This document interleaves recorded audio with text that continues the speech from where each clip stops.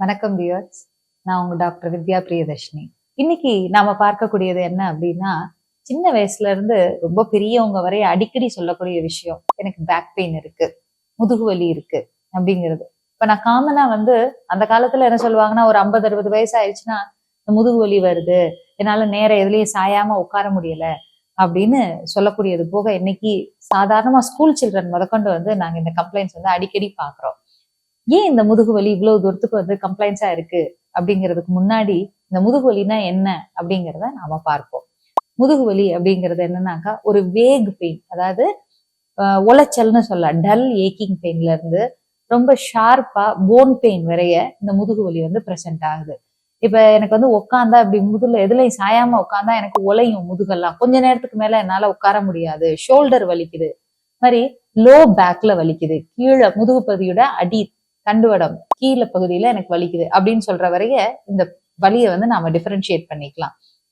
இதற்கான காரணங்கள் 2 விதத்துல நம்ம வச்சுக்கலாம். ஒண்ணு, சதப்பகுதியில வலுவில்லை, அதனால வரக்கூடிய முதுகு வலி. இன்னொன்னு, போன்ல ஏதோ ப்ராப்ளம்ஸ் இருக்கு, அதனால வரக்கூடியது. பொதுவாகவே இந்த போன்ல இருக்கிற ப்ராப்ளம்ஸ் எதனாலன்னா, பெரிய ட்ராமா, எதுலயோ விழுந்துட்டோம், ஏதோ அடிபட்டுருச்சு, ஸோ அந்த மாதிரி கண்டிஷன்ஸ்ல இருக்கக்கூடியதுல நிறைய பேருக்கு வரும். அதாவது டிஸ்க் ப்ரொலாப்ஸ் அப்படின்னு நிறைய பேர் கேள்விப்பட்டிருப்போம். ஜவ்வு விலகிருச்சு, ஜவ்வுல ரொம்ப காஞ்ச தன்மை, டிஸ்க் டீஹைட்ரேஷன். ஸோ இந்த மாதிரியான இதுல நரம்புகள் அழுத்தப்பட்டு அதனால வரக்கூடிய உபாதைகள். ஸோ இப்படி போன் காசுனால வரக்கூடிய பிரச்சனைகள் நிறைய இருக்கு. ஸோ இது ஒரு பக்கம் இருந்தாலும், நம்ம சாதாரணமாவே எல்லாருக்கும் இந்த ப்ராப்ளம்ஸ் வர்றது கிடையாது. ஏன் அப்படின்னா, பேஷண்ட் உள்ள வந்தோடனே எனக்கு முதுகு வலி டாக்டர், எலும்பு தேய்மானம் இருக்கு அப்படின்னு அவங்களாவே சொல்லக்கூடிய ஒரு சூழ்நிலைக்கு நாம தள்ளப்பட்டுட்டோம். ஆனா அது உண்மையா அப்படின்னு கேட்டா இல்ல. நிறைய பேருக்கு இது மஸ்குலர் பெயினா தான் இருக்கும், சதப்பகுதியில தான் வலி அதிகமானதா இருக்கும். அன்லஸ் எப்படி சொல்லலாம்னா, எனக்கு இடுப்புல வலி அந்த வலி கால் வலிய பரவுது, கால் பூரா மதமதப்பு இருக்கு, கால் ஊண்டவே முடியல, எனக்கு காலெல்லாம் ரொம்ப டிங்லிங் சென்சேஷன், அதாவது சுருக்கு சுருக்குன்னு குத்திட்டே இருக்கு, இந்த மாதிரியான எல்லாமே கம்ப்ளீட்டா பிரசன்ட் ஆனாதான் நாம அந்த மாதிரி சொல்ல முடியும். அந்த மாதிரி இல்லாம ஒரு சில பேர் முதுகு வலி அப்படின்னாலே இது அந்த மாதிரிதான் நினைச்சுக்கிறாங்க. ஆனா இந்த முதுகு வலிக்கு என்ன தீர்வு? நல்ல மருந்துகள் இருக்கு.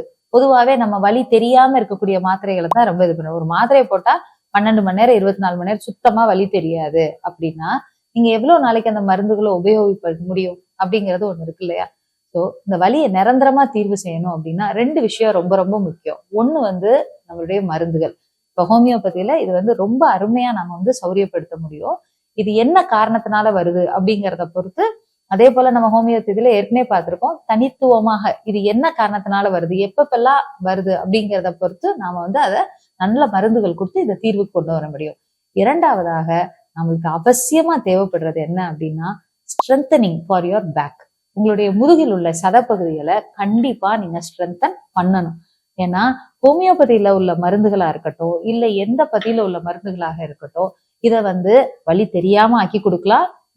உங்களுடைய மசில்ஸ்ல இருக்கக்கூடிய இன்ஃப்ளமேஷன் அப்படின்னு சொல்லக்கூடிய அந்த புண்ணாகிற தன்மையை குறைக்கலாம். இந்த மாதிரிதான் பண்ண முடியும். அதுக்கு மேல கண்டிப்பா லாங் டேர்ம்ல உங்களுடைய மசில்ஸை நீங்க ஸ்ட்ரென்தன் பண்ணியே ஆகணும். மசில்ஸை நல்லா வலுவானதா மாத்தி.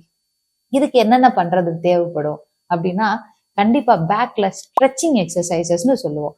நம்ம உடம்புலயே அதிகமா வேலை கிடைக்காத சதைப்பகுதிகள் எதுன்னு பாத்தீங்கன்னா, குறுக்குல உள்ளது, முதுகு பகுதியில உள்ள மசில்ஸ். ஏன் அப்படின்னா, இன்னைக்கு நாம சின்ன குழந்தைங்கள்ல இருந்து பெரியவங்க வரைய பார்த்தா நம்மளுடைய முக்கால்வாசி வேலைகள் எப்படி இருக்குன்னா, நின்றுட்டு செய்யறோம், அப்படி இல்லைன்னா உட்காந்துட்டே செய்யறோம். இப்ப ஸ்டூடெண்ட்ஸ் எடுத்துக்கோங்க, காலையில இருந்து சாயங்காலம் வரை உட்காந்துட்டே இருப்பாங்க, அந்த டேபிள்ல கையை வச்சு எழுதிக்கிட்டே இருப்பாங்க. இதுதான் அவங்க மேக்சிமமா செய்யக்கூடிய வேலை. இந்த பேக் மசில்ஸுக்கு எந்த விதமான வேலையும் இல்லை. அப்ப அந்த காலத்துல என்ன செஞ்சாங்க? குனிஞ்சு நிமிர்ந்து வேலை செஞ்சாங்க. நாம இன்னைக்கு குனிஞ்சு ஏதோ ஒரு பொருள் எடுக்கிறது, இல்ல கீழே உட்கார்ந்து நாம பொருள் எடுக்கிறது, ஈவன் டாய்லெட்ஸ்ல கூட ஸ்குவாட் பண்ணி, அதாவது குத்த வச்சு உட்கார்ந்து டாய்லெட் போறது அப்படிங்கறதெல்லாம் ரொம்ப மாறி போன ஒரு காலங்களா இருக்கு. இந்த இடத்துல கீழே உட்கார்ந்து சாப்பிடுறதே நம்ம ரொம்ப குறைச்சிட்டோம். ஸோ இந்த பேக் மசில்ஸுக்கு வேலை ரொம்ப கம்மியாயிருச்சு.